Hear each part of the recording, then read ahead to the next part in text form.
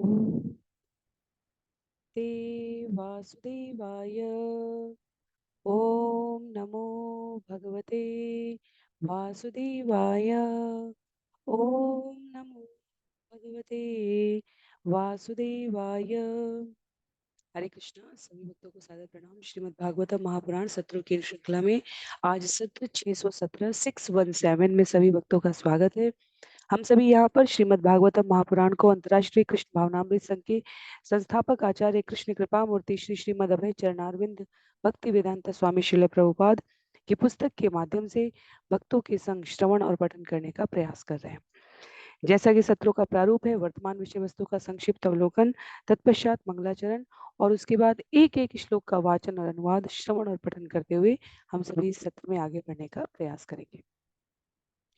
वर्तमान विषय वस्तु की संक्षिप्त पुनरावृत्ति के इस क्रम में यदि हम सभी स्मरण करने का प्रयास करें तो पिछले 2 अध्याय, स्कंद 11 अध्याय 17 और 18 भगवान उद्धव के माध्यम से सामान्य जनमानस को वर्णाश्रम प्रणाली के बारे में समझा रहे हैं।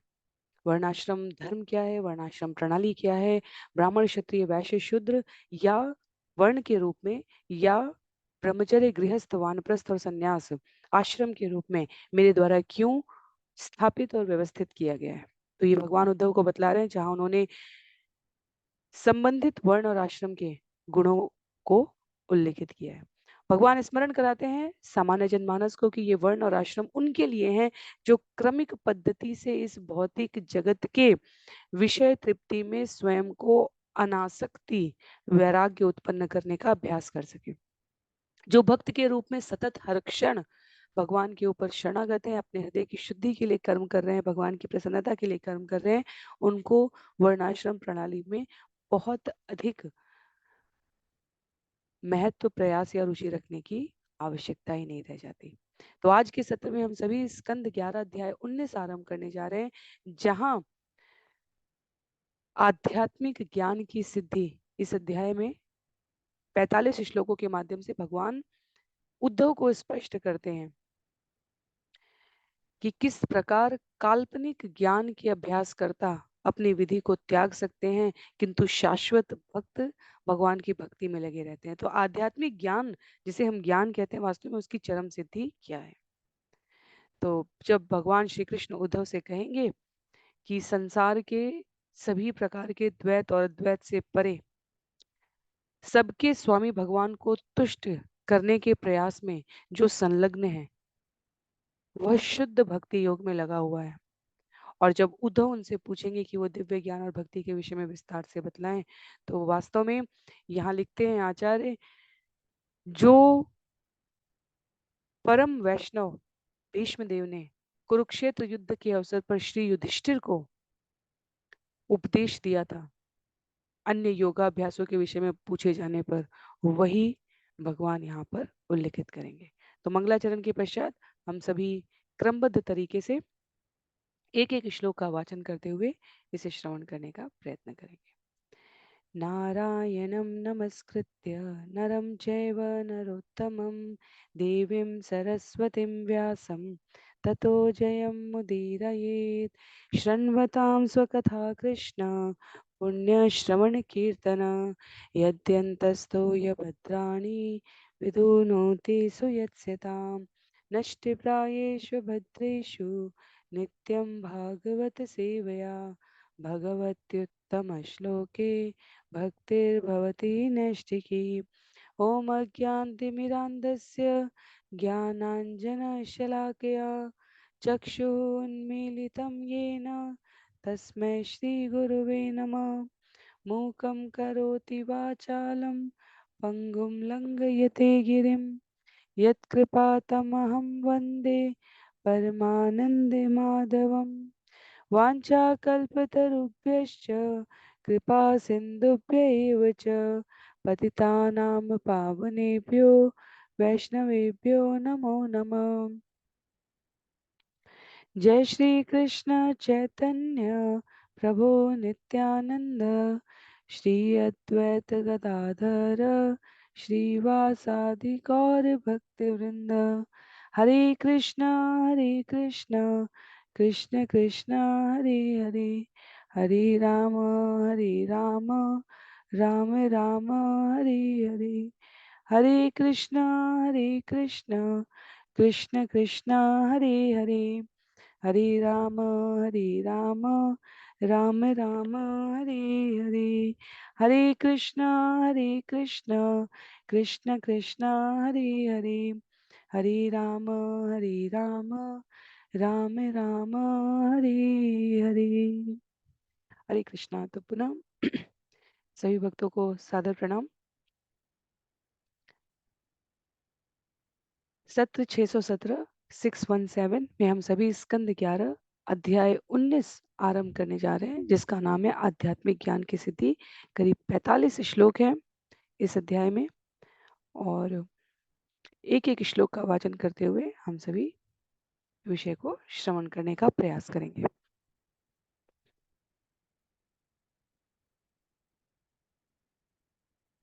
श्री भगवान उवाच, यो विद्याश्रुत संपन्न आत्मवानानुमानिक मया मात्रम इदं ज्ञात्वा ज्ञानम च मयि सन्न्यसेत्।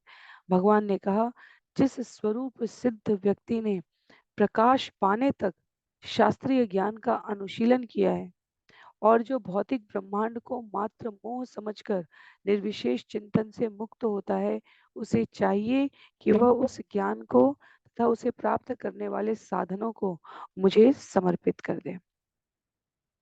तो यहाँ पर भगवान, जहाँ पिछले अध्यायों में वर्णाश्रम के बारे में बतला रहे थे, यहाँ नित्य आत्मा और नित्य भगवान का जो संबंध है वो भौतिक जगत के नश्वर गुणों से किस प्रकार पूरी तरह भिन्न है, ये स्पष्ट करते हुए भगवान कह रहे हैं कि मनुष्य को प्रकाश पाने के लिए वैदिक ज्ञान का अनुशीलन करना चाहिए। योग में, बौद्धिकता में, निर्विशेष चिंतनवाद में, इन सब में दिखावा नहीं करना चाहिए।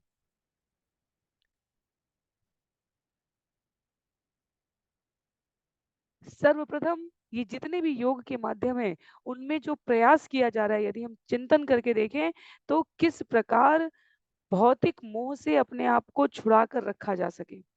योग की आवश्यकता वहां से आरंभ हो रही है जहां हमें कृत्रिम रूप से भौतिक मोह से स्वयं को छुड़ा कर रखना पड़ रहा है। अनादिकाल से किसी न किसी रूप में उससे आच्छादित जीव जब तक योगाभ्यास के द्वारा निष्काम में निष्काम का, वैराग्य का अनुशीलन करते हुए अपने आप को भौतिक अज्ञान से ऊपर नहीं उठा लेता, तब तक उसे ये प्रयत्न करना है। उदाहरण देते हुए कहते हैं कि जिस प्रकार से कभी मनुष्य भयभीत होकर सोचता है मैं सांप हूँ, सिंह हूँ, रत्न मंत्र, जड़ी बूटी, भूत प्रेत के दिखावे, इन तमाम प्रकार की झंझावातों में स्वयं को लिप्त करके रहता है, और जब अपने वास्तविक स्वरूप को ज्ञात करता है तो उस समय ये जो अनेकों प्रकार के झंझावात है, इनका कोई महत्व नहीं रह जाता।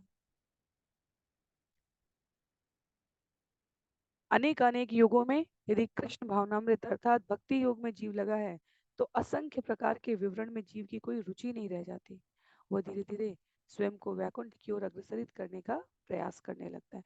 तो साधन के रूप में किसी भी प्रकार के योग की आवश्यकता आरंभ होती है जीव को प्रथम चरण से मुक्त करने के लिए, और क्रमशः प्रथम चरण की स्पष्टता आने के पश्चात जीव स्वतः अपने आप को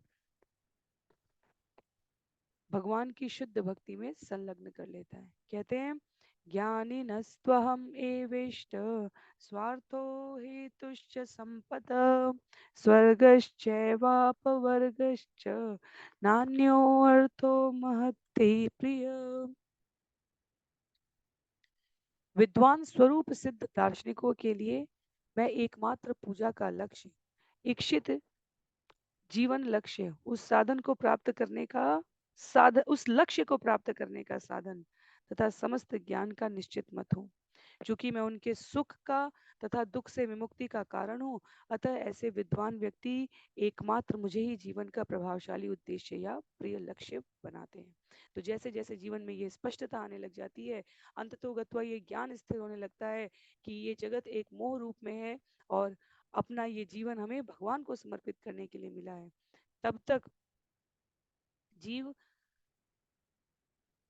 भले ही विभिन्न प्रकार की मोहमयी इच्छाओं में अपने आप को संलग्न रहते हुए सुखी होने का अनुभव काल्पनिक रूप से करता रहे, पर जैसे ही भगवान कृष्ण के प्रति निष्ठावान भक्त के मार्गदर्शन से हृदय के भीतर और बाहर से प्रामाणिक गुरु का आश्रय लेकर क्रमिक प्रशिक्षण प्राप्त करने लगता है जीव इस जड़ पदार्थ के भौतिक जगत के प्रति अविवेकी आसक्ति को त्यागने का, तब वह भगवान के साथ अपने संबंध को साध लेता है। और वास्तव में सभी प्रकार के मंदिर धार्मिक कार्यों के आयोजन का अंतिम लक्ष्य ये वेदों के ज्ञान का सार यही है। यदि हम यह अपने जीवन में आचरण में नहीं ला पा रहे हैं, तो भगवान स्पष्ट कहना चाह रहे कि सभी प्रकार का ज्ञान का अनुशीलन का प्रयास व्यर्थ है।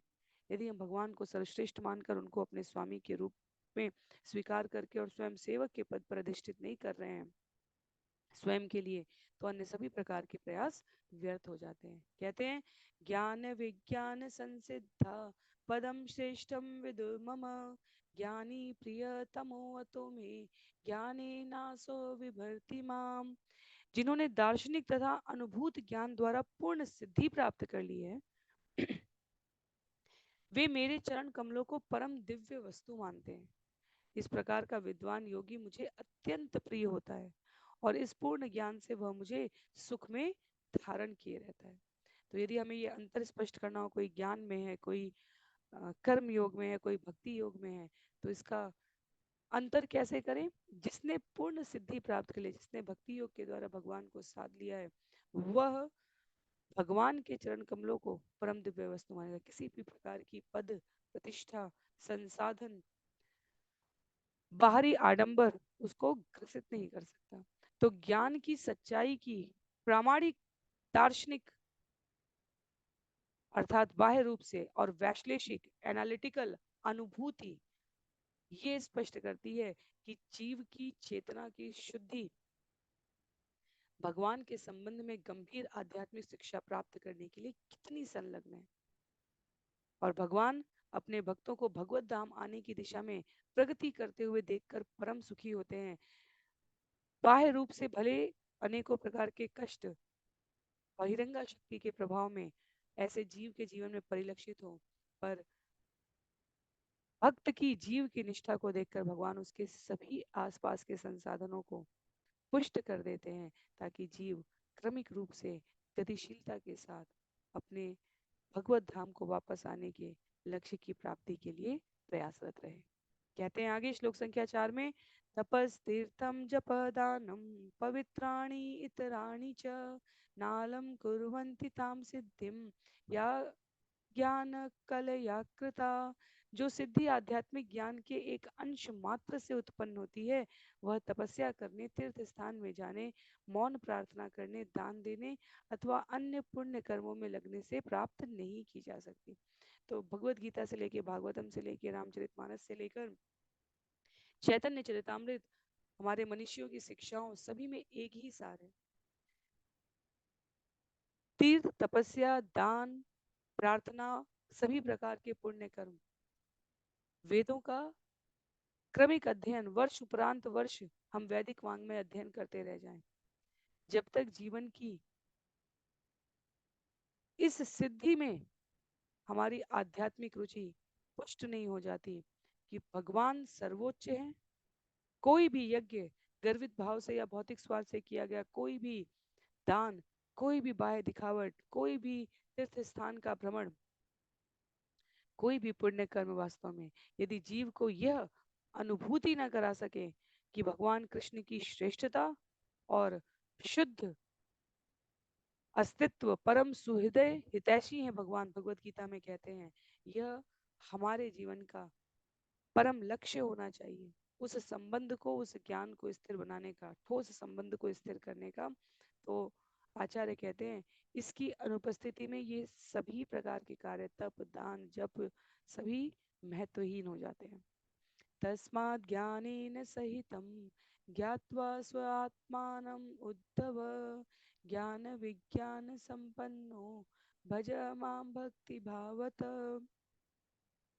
इसलिए हे उद्धव, तुम ज्ञान के द्वारा अपने वास्तविक आत्मा को जानो, तत्पश्चात अपने वैदिक ज्ञान की स्पष्ट अनुभूति से आगे बढ़ते हुए प्रेम भक्ति भाव से मेरी पूजा करो। तो वेदों के सार के रूप में विज्ञान शब्द जिसे हम कहते हैं, जिसमें ज्ञान का व्यवहारिक प्रयोग किया जा सके, जब ज्ञान प्रयोग में आता है तो वो विज्ञान बन जाता है। जब जीव भक्ति का अभ्यास कर रहा होता है तो आध्यात्मिक स्वरूप के इस अनुभूत ज्ञान का उसे अपने जीवन में अनुभव होने लगता है। तो केवल भगवत धाम में हर जीव अपने व्यक्तित्व की पूरी शक्ति का अनुभव कर सकते हैं। और इसलिए आचार्य यहाँ पर कह रहे हैं कि कृष्ण भावनामृत के जागृत होने तक ये नित्य आध्यात्मिक स्वरूप जीव का सुप्त पड़ा रहता है। पूरी शक्ति का अनुभव करने के लिए जीव को अपने आप को इस प्रयोग में, अपनी इंद्रियों को इस उपयोग में लगाना आवश्यक होता है, जहां वह भक्ति योग में सेवा के द्वारा अपनी और भगवान की इस अविधेय प्रयोजन, इस सिद्धि को अनुभूत कर सके। कहते हैं ज्ञान विज्ञान यज्ञेन मामेष्टात्मानमात्मनि सर्वज्ञ पतिं माम सर्वयज्ञ पतिं माम वै संसिद्धिं मुनियोगमन्। ज्ञान विज्ञान यज्ञेन मामेष्टात्मात्मात्मनि सर्वयज्ञ पतिं मां वे संसिद्धिं मुनियो अगमन्। पुरा काल में बड़े बड़े मुनि वैदिक ज्ञान तथा आध्यात्मिक प्रबुद्धता रूपी यज्ञ के द्वारा यह जानते हुए अपने अंतःकरण में मेरी पूजा करते थे कि मैं ही समस्त यज्ञों का परमेश्वर तथा प्रत्येक हृदय में परमात्मा हूँ। इस तरह मेरे पास आने से इन मुनियों ने परम सिद्धि प्राप्त की थी। तो पुनः आध्यात्मिक प्रबुद्धता हमारे जीवन में कितनी है, इसकी पुष्टि होती है इस तथ्य से कि सभी प्रकार के यज्ञ के परमेश्वर स्वरूप, सभी हृदय में परमात्मा के रूप में उपस्थित, सभी प्रकार के कार्यों की सिद्धि के रूप में मुझे केंद्र में रखने का जो प्रयास करते हैं, भगवान उद्धव से कहते हैं, वही इस प्रबुद्धता रूपी ज्ञान को यज्ञ के रूप में अपने हृदय में धारण कर पाते हैं। तो यहाँ भगवान पुनः आश्वस्त कर रहे हैं जीवों को कि बड़े से बड़ा यज्ञ, बड़े से बड़ा दान, बड़े से बड़ा तप भी यदि भगवान की सेवा के रूप में जीवन में परिलक्षित नहीं हो रहा, तो उसका कोई बहुत विशेष महत्व नहीं होता। कम से कम जीवन की अंतिम आध्यात्मिक सिद्धि प्राप्त करने में तो नहीं होता। उसके लिए जीव को अपने स्तर पर श्रद्धा के साथ प्रयास करना होता है। आगे कहते हैं श्लोक संख्या 7 में, त्वय्यथवाश्रयति यस्त्रिविधो विकारो मायान्तरा पतति नाद्यपवर्गयोर्यत् जन्मादयोस्य यदमीतव तस्य किं स्युः आद्यन्तयोर्यदसतोऽस्ति तदेव मध्ये। हे उद्धव, प्रकृति के 3 गुणों से निर्मित भौतिक शरीर तथा मन तुमसे लिपटे रहते हैं, किंतु वास्तव में वे माया है, क्योंकि वे वर्तमान काल में ही प्रकट होते हैं। इनका कोई आदि या अंत नहीं है। इसलिए यह कैसे संभव हो सकता है कि शरीर की विभिन्न अवस्थाएं यथा जन्म, वृद्धि, प्रजनन, पालन, जरा तथा मृत्यु तुम्हारी नित्य आत्मा से कोई संबंध रखते हो। इन अवस्थाओं का संबंध एकमात्र भौतिक देह से है, जिसका न तो इसके पूर्व अस्तित्व था और न रहेगा। शरीर केवल वर्तमान काल में ही रहता है। तो जिनके जीवन में इस प्रकार की दुविधा हो, इस प्रकार का भ्रम हो या इस प्रकार का संशय हो कि ये शरीर नश्वर और आत्मा शाश्वत कैसे कही जा रही है, ये भौतिक जगत तो सदा सर्वदा रहने वाला है। कुछ जीव जीवन और मृत्यु में विश्वास रखते हैं, पर अपने कर्म के आधार पर जीव शरीर प्राप्त करता है, जीव पुनर्जन्म लेता है। पुनर्जन्म के इस क्रम में आत्मा शाश्वत तत्व है जो अगले शरीर में प्रवेश करती है। इस प्रकार के सिद्धांत में उनकी रुचि नहीं होती। तो इसलिए भगवान यहाँ पर वैश्लेषिक अध्ययन प्रस्तुत करते हुए, एनालिटिकल स्टडी दिखाते हुए उद्धव को बतला रहे हैं कि ये कैसे संभव है। जो शाश्वत आत्मा पिछले शरीर से इस जन्म में प्रवेश कर रही है, वह तो जन्म वृद्धि प्रजनन पालन जरा मृत्यु से नहीं जा रही है, यह शरीर जा रहा है। इन अवस्थाओं का एकमात्र संबंध भौतिक देह से है। तो इसलिए इसके पूर्व और बाद में इसका अस्तित्व न रहने की, अर्थात इस शरीर के केवल वर्तमान काल में रहने की अवस्था से ही हमें अनुमान लगाना चाहिए कि शरीर से जुड़ा हुआ जो मन है, जो इंद्रिय है, जो बुद्धि है, ये सभी वास्तव में माया के विस्तार स्वरूप उपस्थित हैं, जो केवल वर्तमान काल में प्रकट हुए हैं। तो भगवान उद्धव को स्पष्ट करना चाह रहे हैं कि आध्यात्मिक ज्ञान सर्वोच्च सिद्धि पाने का साधन है, पर साथ ही उस ज्ञान का अनुशीलन व्यवहार करना वह परम सिद्धि की ओर हमें अग्रसरित कर सकता है। भगवान के इन वचनों को सुनने के पश्चात उद्धव कहते हैं, श्री उद्धव उवाच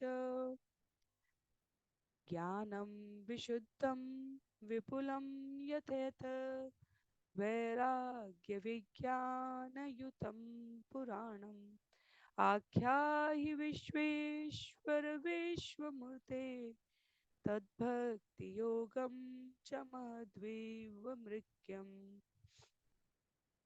श्री उद्धव ने कहा, हे ब्रह्मांड के स्वामी, हे ब्रह्मांड स्वरूप, कृपा करके मुझे ज्ञान की वह विधि बतलाइए जो स्वतः विरक्ति तथा सत्य की प्रत्यक्ष अनुभूति लाने वाली है, जो दिव्य है और महान आध्यात्मिक दार्शनिकों में परंपरा से चली आ रही है। महापुरुषों द्वारा खोजा जाने वाला यह ज्ञान आपके प्रति प्रेम भक्ति को बताने वाला है। तो उद्धव भगवान के शब्दों में ही उस ज्ञान को, जो गुरु शिष्य परंपरा में प्रवाहित होता जा रहा है, प्राणी मात्र के कल्याण के लिए उनके श्रीमुख से प्रस्तुत किए जाने का अनुरोध करते हैं, क्योंकि कहते हैं कि उस ज्ञान की विधि बताइए जो महान दार्शनिकों, आध्यात्मिक दार्शनिकों द्वारा परंपरा में चली आ रही है, जो गुरु शिष्य परंपरा के सभी महापुरुषों के जीवन का परंपरागत लक्ष्य होती है, जो जीव को गौड़ वस्तुओं से, भगवान की प्रेम भक्ति से विपत ना कर सके, जो ज्ञान अज्ञान के प्रकाश में संसार के अंधकार को दूर कर पाने में सक्षम है, कृपया उस अद्भुत ज्ञान की प्रस्तुति करें। इतना ही नहीं, आगे कहते हैं उद्धव इस विषय को विस्तार देते हुए, तापत्रयेण अभिहतस्य घोरे तापत्रयेण अभिहतस्य घोरे संतप्यमानस्य भवाध्वनीश पश्यामि नान्यक्षरणं तवाङ्घ्रि द्वन्द्वातपत्रातमृताभिवर्षात्। हे प्रभु, जो व्यक्ति जन्म तथा मृत्यु के घोर मार्ग में सताया जा रहा है और तीनों तापों से निरंतर अभिभूत रहता है, उसके लिए मुझे आपके दो चरण कमलों के अतिरिक्त अन्य कोई संभव आश्रय नहीं दिख रहा। ये उस सुखदायक छाते के तुल्य है जो स्वादिष्ट अमृत की वर्षा कर रहा होता है। तो कहते हैं उद्धव यहाँ पर कि बौद्धिक स्वभाव वाले जीवों के लिए दिव्य ज्ञान का अनुशीलन करके सिद्धि प्राप्त करने का प्रयास करना आपके द्वारा स्पष्ट रूप से प्रस्तुत किया जाना मैं स्वीकार करता हूँ।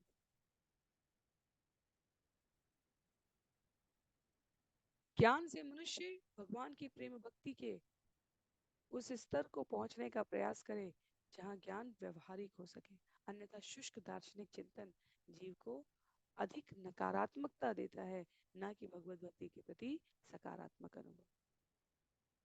परब्रह्म की अनुभूति, निर्विशेषवाद का वर्णन कृष्ण भावनामृत के भक्ति में आनंद की तुलना नहीं कर सकता। शरीर को कलयुग में किसी भी प्रकार की किंचित मात्र भी परेशानी हो तो वो उपस्थित सभी सुखों को नकार देता है। यहाँ भगवान कह रहे हैं कि भूख में, प्यास में, गर्मी में, सर्दी में ताप नहीं सहना है, केवल जीवन की जो क्रिया विधि है उसको सम्यक रूप से भगवान को केंद्र में रखकर उनकी प्रसन्नता के लिए निर्वहन करते जाना है। जो ऐसा नहीं करते वो अपनी मंद बुद्धि से, मंद भौतिक देह से, अविवेकी मन के द्वारा भगवान के श्री चरणों में समर्पित होने के पश्चात की आनंदमय अमृत वर्षा का आस्वादन नहीं कर सकते। इसलिए उद्धव कह रहे हैं कि भगवान, दष्टं जनं सम्पतितं बिलेस्मिन् कालाहिनाशूद्रसुखोरुतर्षं समुद्धरणं कृपयापवर्गे वचोभियासिञ्च महानुभाव। हे सर्वशक्तिमान प्रभु, कृपा कीजिए और इस निराश जीव को, जो अंधेरे भवकूप में गिर गया है, जहाँ काल रूपी सर्प ने उसे डस लिया है, ऊपर उठाइए। ऐसी गर्हित अवस्था होते हुए भी यह बेचारा जीव अत्यंत शुद्र भौतिक सुख भोगने की उत्कट इच्छा से युक्त है। हे प्रभु, आप अपने उस उपदेशामृत को छिड़क कर मेरी रक्षा कीजिए, जो आध्यात्मिक मुक्ति के लिए जागृत करने वाला है। तो कह रहे उद्धव, भगवान इस जगत के प्रलोभन और आकर्षणों से जीव सामान्य बुद्धिमत्ता के स्तर पर स्वयं को नहीं बचा सकता। अभक्तों द्वारा जिस तरह भौतिक सुख की अत्यधिक कामना की जाती है, जो अंततः जीवन को और अधिक अस्पष्ट और अंधकारमय बनाती है, जिसमें परम स्वरूप के संबंध में कोई स्पष्ट ज्ञान नहीं रहता, ऐसी शिक्षा के आश्रय में, ऐसे ज्ञान के आश्रम में वास्तव में कोई परिणाम नहीं निकलता। सभी जीव काल द्वारा दंशित और विषैले प्रभाव से मारे जाएंगे, अर्थात जन्म मृत्यु जरा व्याधि आदि दैविक आदि भौतिक और आध्यात्मिक चार प्रकार के दुख, तीन प्रकार के ताप में वो अपने आप को संलग्न ही पाएंगे। इसलिए उद्धव याचना कर रहे हैं कि भगवान ऐसे जीवों पर दयालु होइए। यदि भगवान की कृपा नहीं है, यदि जीवन में भगवान की उपस्थिति नहीं है, तो भगवान के षड ऐश्वर्यों में से प्राप्त विद्वत्ता, तपस्या, सामर्थ्य, धन, सौंदर्य, त्याग, सभी कुछ माया रूपी चक्की से कुचल दिया जाएगा। हम धर्म का मर्म जाने बिना यदि व्यवहार और आचरण कर रहे होंगे, तो वह वास्तव में हमारे मिथ्या अहंकार का ही वर्धन कर रहा होगा। तो इसलिए ऐश्वर्य प्राप्त करके भी हम उसका सर्वाधिक सदुपयोग नहीं कर पाएंगे। तो ये अमृतमय उपदेश के रूप में भगवान वास्तव में जीव का इस अनिश्चितता से, इस नाजुक स्थिति से रक्षण करते हुए उद्धव के उदार स्वभाव का आश्रय लेते हुए, जो सच्चे हृदय से भगवान से उनकी कृपा की याचना कर रहे हैं, अपने विचार प्रस्तुत कर रहे हैं। क्या कह रहे हैं भगवान? श्री भगवान उवाच इत्थमेतत्पुरा राजा भीष्मं धर्मभृतां अजातशत्रुपप्रक्ष सर्वेषां नो शृण्वताम्। भगवान ने कहा, हे उद्धव, जिस तरह तुम मुझसे प्रश्न पूछ रहे हो, उसी तरह भूतकाल में राजा युधिष्ठिर ने, जिन्हें अजात शत्रु कहा जाता है, धर्म के महानतम धारण करता भीष्मदेव से पूछा था, और हम सभी ध्यान पूर्वक सुन रहे थे। तो भगवान यहाँ उद्धव के संवाद में वास्तव में कहीं हंस रूप में ब्रह्मा जी के पुत्रों के संबंध वाली कथा ले आते हैं, कहीं राजा यदु और अवधूत के 24 गुरुओं के बारे में संवाद ले आते हैं। अभी भीष्म पितामह और युधिष्ठिर के मध्य का संवाद हम सभी ने स्कंद 1 में श्रवण किया था, जब राज्याभिषेक के पश्चात भगवान अपने परम भक्त भीष्म देव की इच्छा को पूरी करने के लिए पांडवों को पूरे राजसी साज सज्जा के साथ युद्ध स्थल पर लेकर जाते हैं, क्योंकि भीष्म की इच्छा थी कि पांडवों ने इतना दुख भोगा है, उन्हें सुखमय अवस्था में देख सकूं। और युधिष्ठिर और अन्य पांडवों को भगवान युद्ध की औपचारिक महत्ता समझाना चाह रहे थे, जो युधिष्ठिर विशेष रूप से कौरव पक्ष का नाश होने के पश्चात आसपास भयानक कोलाहल क्रंदन से इतने व्यथित हो चुके थे कि वह अपने आप को इन सभी मरने वालों के कारण के रूप में समझ रहे थे। तो कहीं ना कहीं उनकी अत्यधिक ग्लानि थी। तो भगवान एक कारण से दूसरा कारण जोड़ते हुए युधिष्ठिर को और अन्य पांडवों को, वास्तव में जब भगवान, हमने वहां पर श्रवण किया था स्कंद एक में, जब भीष्मदेव से मिलने जाते हैं, तो बड़े बड़े ऋषि मुनि, नारद, असित, देवल, व्यास स्वयं वहां भगवान के संग भीष्म पितामह के प्रत्यक्ष नेत्र दृष्टि में, जहां वो देख सके, युद्ध भूमि में स्वयं को प्रस्तुत करते हैं। तो भगवान कह रहे हैं उद्धव से कि मैं उस विषय को भी प्रस्तुत करने जा रहा हूँ। क्या हुआ था? निवृत्ति भारते युद्धे सुयत् निधन विह्वल श्रुत्वा धर्मान बहुन पश्चात मोक्ष धर्मान अपृक्षत। जब कुरुक्षेत्र का महान युद्ध समाप्त हो गया तो राजा युधिष्ठिर अपने प्रिय हितैषियों की मृत्यु से विह्वल थे।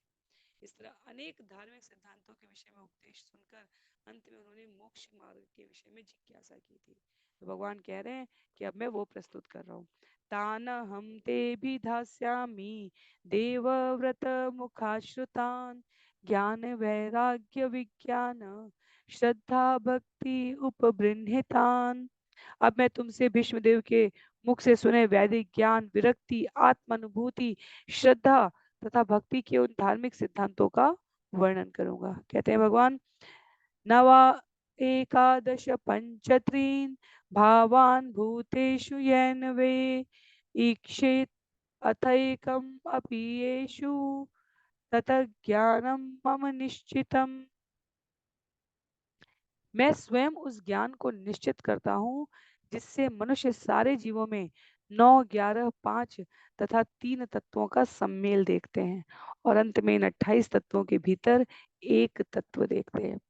तो 9, 11, 5 तथा 3 तत्वों का सम्मेल है ये।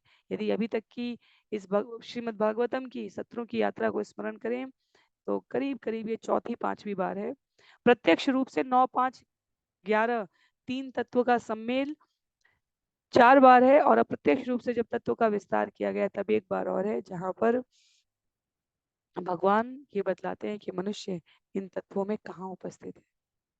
9 तत्व कहे गए हैं: भौतिक प्रकृति, जीव, महत तत्व, मिथ्या अहंकार और 5 इंद्रिय विषय जो हमारे ध्वनि, स्पर्श, रूप, स्वाद और गंध है। 11 तत्व कहे गए हैं: 5 कर्मेंद्रिय को, 5 ज्ञानेंद्रियों को और सब में समन्वय स्थापित करने वाला मन।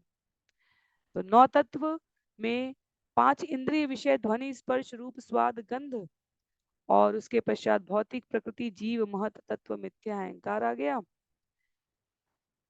11 तत्वों में 5 ज्ञानेंद्रिय, 5 कर्मेंद्रिय और सब में समन्वय सामंजस्य स्थापित करने वाला मन आ गया।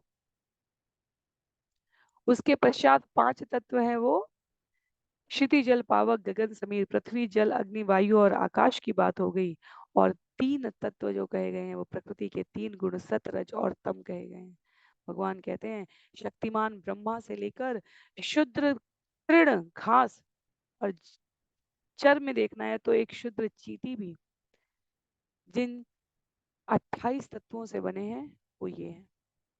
इन 28 तत्वों के भीतर जहां भगवान कह रहे हैं एक तत्व परमात्मा है और जो समान रूप से भौतिक और आध्यात्मिक जगत के बीच समाया हुआ है, सभी के भीतर समाया हुआ है। तो भगवान जो समस्त कारणों के कारण है, जिनके लिए हमारे जीवन के समस्त कर्तव्य गौड़ हो जाने चाहिए यदि वो उनकी भक्ति की ओर प्रेरित नहीं कर रहे हैं, यही वो असली समझ और ज्ञान है जो स्पष्ट करता है कि कैसे भौतिक ब्रह्मांड असंख्य कारणों और कार्यों से बने हैं। तो जो इस ज्ञान को अनुशीलन करने को प्राप्त करने का प्रयास करता है वही जीवन को पूर्ण बनाने के लिए वास्तव में अनिवार्य तत्व है। आगे कह रहे श्लोक संख्या 16 में, क्षमा कीजिए 15 में, एतदेव हि विज्ञानम न तथैकेन येन यत् स्थित्युत्पत्त्यप्ययान पश्येत् भावनां त्रिगुणात्मकनाम। जब कोई व्यक्ति एक ही कारण से उत्पन्न 28 पृथक पृथक भौतिक तत्वों को न देखकर एक कारण रूप भगवान को देखता है, उस समय मनुष्य का प्रत्यक्ष अनुभव विज्ञान कहलाता है। तो इन 28 तत्वों को स्पष्ट करने के पश्चात भगवान फिर कह रहे हैं कि वास्तव में जो बद्ध जीव है वह कितना भी ज्ञान का अनुशीलन कर ले पर कुछ हद तक अपनी पहचान इस शरीर से, इस मन से, इस ब्रह्मांड से, इस संबंध से करता है। और वैदिक ज्ञान के माध्यम से ये जानने के बाद भी कि भगवान समस्त जगत के परम कारण हैं, यदि उसने अंतर भिन्नता नहीं लाई तो इस ज्ञान का कोई महत्व नहीं। पर यदि वह अपने चारों ओर के जगत से परिचित होकर ये स्वीकार करके व्यवहार करता है तो धीरे धीरे शारीरिक पहचान की दीवार को भेद कर विज्ञान में नित्य आत्मा के अस्तित्व में वैकुंठ में अपनी उसकी उपस्थिति को सुनिश्चित कर लेता है। तब वह बड़ी बड़ी विवेचनाओं में नहीं लगता, अपितु अपनी संपूर्ण चेतना को पुनः व्यवस्थित करने का प्रयत्न करने लगता है। तो इसलिए ज्ञान की अवस्था उन लोगों के लिए ज्ञान की आरंभिक अवस्था है जो अपनी पहचान भौतिक शरीर के रूप में, इस भौतिक जगत के रूप में कर रहे हैं। विज्ञान की अवस्था ज्ञान की वो परिपक्व अवस्था है जब जीव अपने को भगवान का भिन्नांश मानते हुए भी सर्वत्र उनकी उपस्थिति को स्वीकार कर व्यवहार कर रहा है।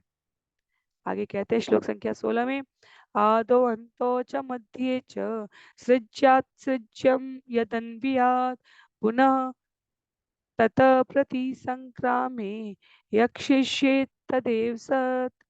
आदि अंत तथा मध्य, ये तीन अवस्थाएं हैं भौतिक सृष्टि की।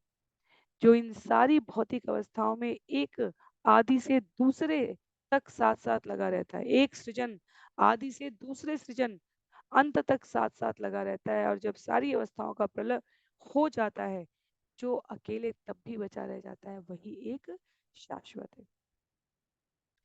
भगवान स्पष्ट कर रहे हैं, आचार्य लिखते हैं कि एक और तो भगवान, एक भगवान ही है जो असीम भौतिक विविधता के आधार है। इसको स्पष्ट करते हैं, बतलाते हैं कि भौतिक क्रियाशीलता, कार्य कारण, हमने कुछ किया, कॉज एंड इफेक्ट जिसे हम कहते हैं विज्ञान की भाषा में, कार्य और कारण की श्रृंखला है जिससे असंख्य वस्तुएं उत्पन्न हो रही हैं। एक भौतिक कार्य जो हमने किया, बाद में वो कारण बन जाएगा अन्य प्रकार के भौतिक कार्य को करने के लिए। और जब कारण की अवस्था लुप्त हो जाएगी, जब कुछ और अधिक करने की में अशक्तता रहेगी, तो कार्य भी लुप्त हो जाएगा। इसलिए ईंधन अग्नि को जलाकर राख करने में और साथ ही साथ अग्निघृत को प्रज्वलित करने में दोनों प्रकार से सहयोग कर रही है, ज्ञान उपस्थित है। पर हम विवेक से कार्य रूप में अपनी इंद्रियों का अनुशीलन किस में संलग्न होकर कर रहे हैं, वह इस अंतर को स्पष्ट कर देता है। तो भगवान की परम शक्ति से ये वस्तुएं, ये जगत सृजित पालित विनष्ट हो रहा है, और जब कार्य कारण का संबंध समाप्त हो जाएगा तो भगवान तो वैसे भी सदैव अपने धाम में उपस्थित हैं, पर अन्य जो अपने को शरीर समझकर वहां उपस्थित हैं, वे कष्टमय अनुभव को प्राप्त करेंगे। आगे कहते हैं श्लोक संख्या 17 में, श्रुति प्रत्यक्षमयति हम अनुमानम चतुष्टयम प्रमाणेषु अनवस्थानात् विकल्पात् स विरज्यते। वैदिक ज्ञान, प्रत्यक्ष अनुभव, परंपरागत विद्या तथा तार्किक अनुमान, इन चारों प्रकार के प्रमाणों से मनुष्य भौतिक जगत की अस्थिर दशा को समझकर इस जगत के द्वैत से विरक्त हो जाता है। तो अभी तक का जितना भी हमने अध्ययन किया, वास्तव में वैदिक वाङ्मय का उनका ये स्पष्ट कथन कि हर वस्तु का उद्भव पर ब्रह्म से हो रहा है, पालन उन्हीं से हो रहा है, संहार उन्हीं से हो रहा है। अपने प्रत्यक्ष अनुभव में हम इसी का विकृत रूप बड़े बड़े साम्राज्यों का, शहरों का, इमारतों का, शरीर का सृजन और संहार देखकर प्राप्त करते हैं। और ये सभी वास्तव में एक प्रकार के सूचक हैं, ये बतलाने के लिए कि ये जगत शाश्वत नहीं है, टिकाऊ नहीं है। इस जगत में अंततः कुछ भी स्थायी नहीं है। भौतिक इंद्रिय सुख प्राप्त करने के उच्चतर स्तर पर जाने के लिए स्वर्ग लोक से और उससे ऊपर के लोग हैं, निम्नतम परिस्थितियों में जाने के लिए तल अतल सुतल पाताल, ये विभिन्न प्रकार के लोग हैं। तो किसी भी क्षण समाप्त होने वाले इस जीवन में मनुष्य को वैराग्य उत्पन्न करके भगवान के असली अधिकारी स्वीकार करते हुए अपनी सेवा का सर्वांश भगवान को समर्पित कर दे, तब उसे किसी भ्रामिक जाल में उलझने की आवश्यकता नहीं रहती। ज्ञान की ऐसी प्रणाली भगवान अब उद्धव को बताएंगे जिसका पालन करने से विरक्त हो जाना संभव है। भौतिक मानसिक पद पर जो भटकाव है वो समाप्त होना है। भीष्म पितामह की शिक्षाएं जो उन्होंने अन्य पांडवों को दी थी वो अब परंपरा रूप में उपस्थित महाराज परीक्षित स्वीकार करने के लिए प्रस्तुत है। कहते हैं श्लोक संख्या 18 में, कर्मणां परिणामित्वात् आविरिञ्चात मंगलम विपश्चित नश्वरम पश्येत् अदृष्टम आपि दृष्टवत्। बुद्धिमान पुरुष यह समझे कि कोई भी भौतिक कर्म निरंतर परिवर्तित होता रहता है, यहाँ तक कि ब्रह्मलोक में भी केवल दुख ही दुख है। निस्संदेह बुद्धिमान व्यक्ति यह समझ सकता है कि जिस तरह सारी दृश्य वस्तुएं क्षणिक है, उसी तरह ब्रह्मांड के भीतर सारी वस्तुओं का आदि और अंत है।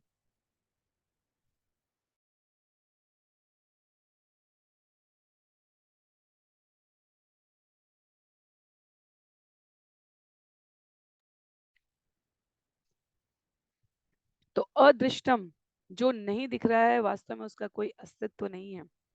यह केवल औसत बुद्धि का स्तर रखने वाले जीव ही समझ सकते हैं। यदि अपने नेत्रों से हमें विभिन्न देशों में उपस्थित विभिन्न प्रकार की इमारतें नहीं दिख रही हैं, इसलिए उनका कोई अस्तित्व नहीं है, ये कहा जाए, दृश्यम ही प्रमाणम कहा जाए, तो ये अपूर्ण ज्ञान है।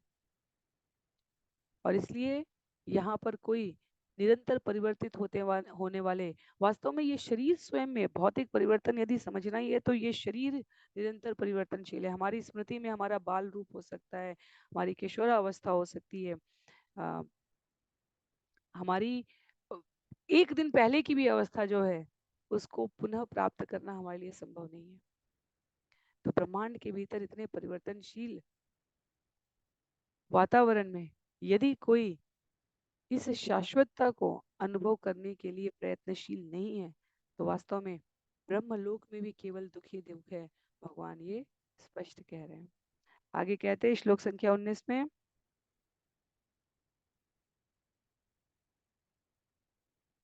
भक्ति योग पुरे वित्तो प्रियमाणायते अनग पुनश्च कथयिष्यामि मद्भक्ते कारणं परम। हे निष्पाप उद्धव, चूंकि तुम मुझे चाहते हो, इसलिए मैं पहले ही तुम्हें भक्ति की विधि बतला चुका हूँ। अब मैं तुमसे पुनः अपनी प्रेम भक्ति पाने की श्रेष्ठ विधि बतलाऊंगा। तो हमने, यदि हम अध्यायों की श्रृंखला को देखें तो वास्तव में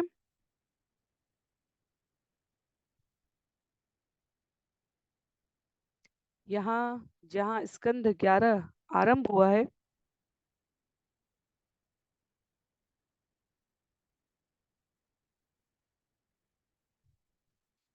जहाँ भगवान उद्धव को उपदेश देना अध्याय संख्या 7 में आरंभ कर रहे हैं, वहां पूर्ण वैराग्य बतला रहे हैं, सकाम कर्म की प्रकृति बतला रहे हैं। अध्याय 12 में वैराग्य और ज्ञान से आगे बतला रहे हैं।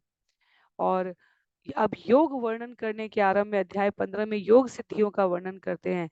तब भगवान अपने आप के स्वरूप की विभिन्न विभूतियों को स्पष्ट करते हुए वर्णाश्रम प्रणाली और वर्णाश्रम धर्म का वर्णन करने के उपरांत यहाँ आध्यात्मिक ज्ञान की सिद्धि के इस क्रम में पुनरावृत्ति कराते हुए बतला रहे हैं कि चेतना की चरम अवस्था जो शुद्ध कृष्ण प्रेम है, ऐसे विषय का अमृत पान निरंतर जीवन में करते रहने के लिए जीव को पदार्थ एवं आत्मा के अंतर को, इंद्रिय तृप्ति के परित्याग को सर्वांगीण रूपेण में स्वीकार करना चाहिए। तो उद्धव तो स्वाभाविक रूप से भगवान की भक्ति के विषय में सुनने के लिए विशेष रूप से लालायित है।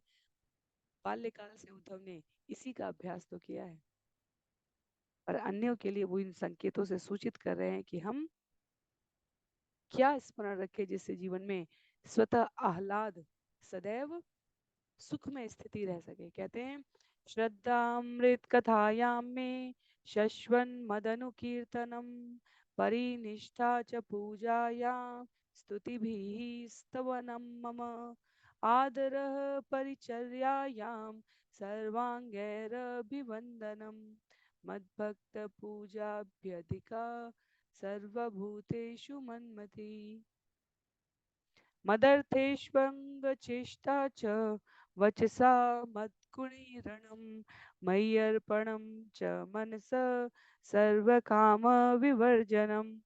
मदर्थे अर्थ परित्यागो भोगस्य च सुखस्य च इष्टं दत्तं हुतं जप्तं मदर्थं यदव्रतं तप एवं धर्मे मनुष्याणाम् उद्धवात्मनिवेदनां मयि संजायते भक्ति कोऽन्यो अर्थोऽस्यावशिष्यते।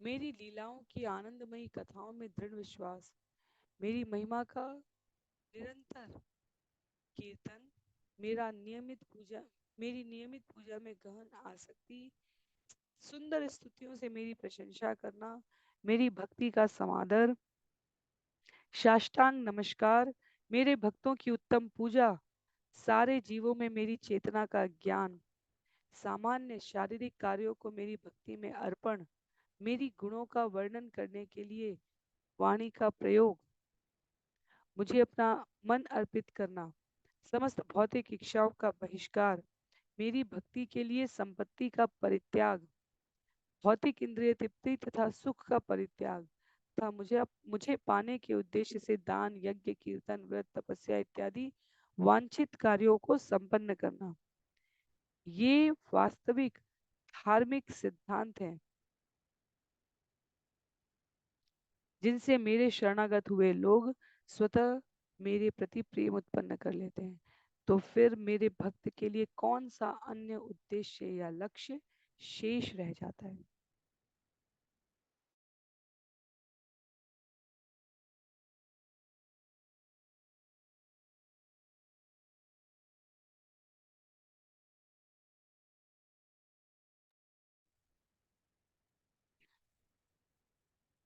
जब हमारे जब हमारे विभिन्न प्रकार के भक्त मनीषी अपने शब्दों में भगवान की एकमात्र सत्ता, उच्चतम स्तर की स्वीकार्यता को प्रमुखता देते हैं, तब हमें विचार करने की आवश्यकता है कि ऐसा क्यों है। क्योंकि यहाँ जितने भी ये कार्यों की सूची बताई गई,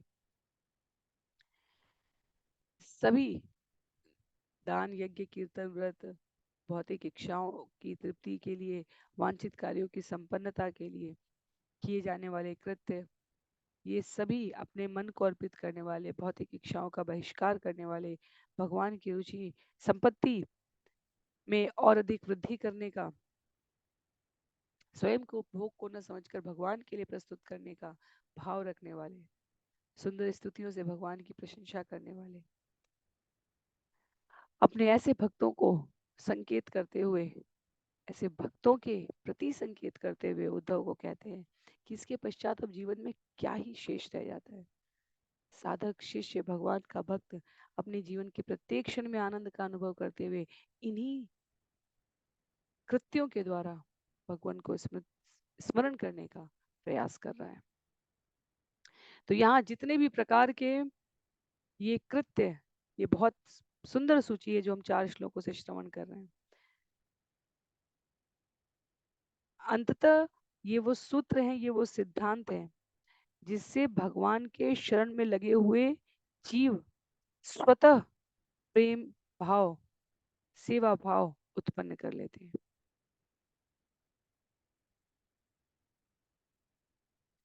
इन गुणों के क्रम में देखें तो सबसे पहले मेरी लीलाओं की आनंदमयी कथाओं में दृढ़ विश्वास, जब लीला में आनंद आएगा, जब महत्व पता चलेगा, तो स्वाभाविक रूप से नियमित पूजा में गहन आसक्ति हो जाएगी, जो विभिन्न प्रकार की स्तुतियों से, प्रार्थना से, उत्तम पूजा से, सबसे बढ़कर भक्तों की सेवा करने से अत्यधिक प्रसन्नता प्रदान करने वाले भगवान को तृप्त करती है। तो ये करीब साधारण दिखने वाली पंक्तियां हैं, पर इसमें असाधारण अर्थ निहित है। आचार्य कह रहे हैं कि अपना धन, जो वास्तव में लक्ष्मी देवी का एक विस्तार स्वरूप है, वो भगवान की महिमा व्यक्त करने वाले उत्सवों में खर्च होना चाहिए। गुरु की अन्य वैष्णवों की सहायता में उनके द्वारा संपादित किए जा रहे कार्य के सहयोग में व्यय होना चाहिए। और जो धन भगवान की सेवा में ठीक से उपयोग में नहीं लाया जा सकता और विमल चेतना प्राप्त करने में व्यवधान करता है, कहते हैं आचार्य, उसका शीघ्रातिशीघ्र सर्वथा परित्याग कर देना चाहिए। अंतिम दो पंक्तियों में कहते हैं मनुष्य को चाहिए कि प्रामाणिक यज्ञ अग्नि में स्वाहा उच्चारण के साथ अन्न तथा घृत डाले, और जब तम शब्द सूचित करता है कि मनुष्य को निरंतर भगवान नाम का कीर्तन करना चाहिए। करीब करीब आज के सत्र का समय पूरा होने जा रहा है। हम लोग अंतिम श्लोक आज के सत्र के लिए लेंगे, श्लोक संख्या 25, जहाँ कहते हैं यदात्मनि अर्पितं चित्तं शांतं सत्वोपबृंहितं धर्म ज्ञानं स वैराग्यम ऐश्वर्यं चाभिपद्यते। जब सतोगुण से संतुष्ट शांत चेतना भगवान पर स्थिर कर दी जाती है तो मनुष्य को धार्मिकता, ज्ञान, वैराग्य तथा ऐश्वर्य प्राप्त होता है। सरल सी पंक्ति पूरे अध्याय के सार के रूप में अभी तक के आज के सत्र के अध्ययन में यदि हम स्मरण करना चाहें, जब सतोगुण से संतुष्ट शांत चेतना भगवान पर स्थित कर दी जाती है तो धार्मिकता, ज्ञान, वैराग्य, ऐश्वर्य सभी कुछ प्राप्त होता है। हर वस्तु को भगवान की सेवा के लिए चाहते हुए भी और अपने लिए कुछ अतिरिक्त ना चाहते हुए जो शुद्ध भक्त शांत बन जाता है वो दिव्य सतोगुण द्वारा परिपुष्ट हो जाता है और भगवान की प्रत्यक्ष सेवा करने के परम धर्म को प्राप्त करता है।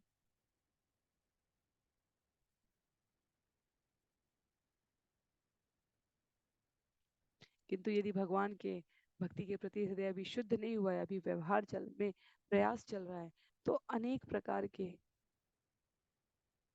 आसपास के आकर्षणों से मिश्रित सतोगुण से जीव का स्वभाव संलग्न रहता है। उस स्थिति में भी भगवत कार्यों में रुचि बनाने का प्रयत्न करते हुए, भक्तों के संग का अधिकतर आश्रय लेते हुए यदि कोई प्रयासरत है तो भगवान कहते हैं कि भौतिक जगत की उत्तम से उत्तम भेंट उतना मुझे प्रसन्न नहीं करती जितना जीव का मेरी ओर आने का प्रयास मुझे विह्वल कर देता है। तो अभी के लिए इतने पे रोकेंगे। अगले सत्र से श्लोक संख्या 26 से हम सभी इस विषय को श्रवण करने का प्रयास करेंगे। आज के लिए सत्र को यहीं पर समाप्त करते हैं। श्रील प्रभुपाद की जय, श्रील गुरुदेव की जय, अनंत कोटि वैष्णव वृंद की जय, श्रीमद् भागवतम महापुराण की जय। हरे कृष्णा।